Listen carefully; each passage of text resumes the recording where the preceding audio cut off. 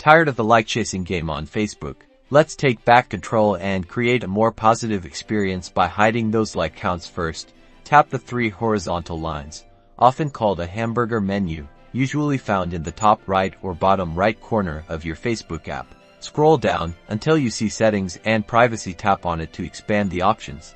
Now, select Settings. This is where you'll find the controls to customize your Facebook experience. Scroll down until you find the Preferences section. Under that section, tap Reaction Preferences. You'll see two options here. The first, on posts from others, hides the like counts on posts you see from other people and pages. Toggle this on to stop seeing like counts on other people's posts. The second option, on your posts, hides the like counts on posts you share. Toggle this on to hide the like counts on your own posts.